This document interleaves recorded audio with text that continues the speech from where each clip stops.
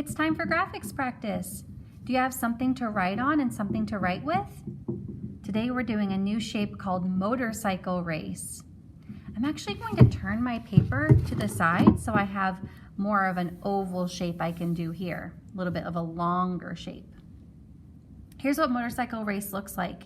And this is another big one, so it might take me a couple of pages.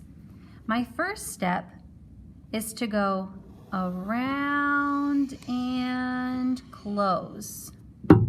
I'm making a big oval. It's giant, it takes up my entire page. Then I'm going to make a smaller oval, around and close. I'm making sure that my two ovals have space in between and they're not touching. That's because to make motorcycle race, I have to go across, across, across, across, down, down. I'm making those lines just like I did in center line or serpentine. And I'm going all the way around the outside of my circle with those across lines. Then I'm going to make another track on the inside. I have to leave lots of space because I'm doing two of these dotted lines.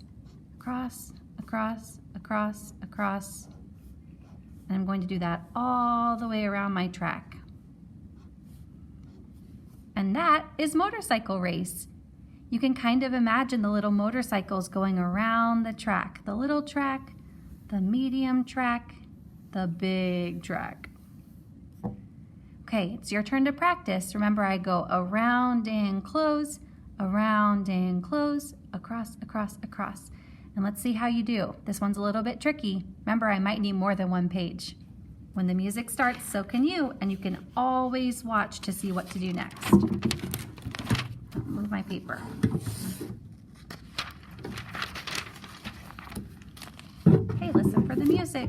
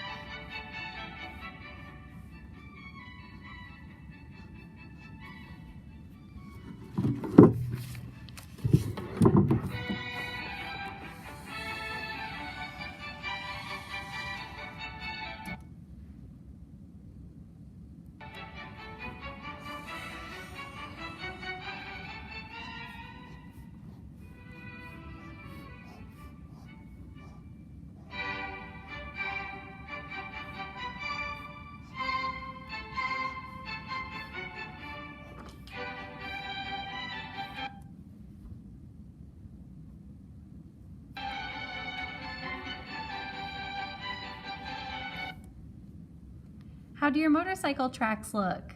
Could a motorcycle fit all the way around your track? That's how you know you're doing a good job. Keep practicing this one.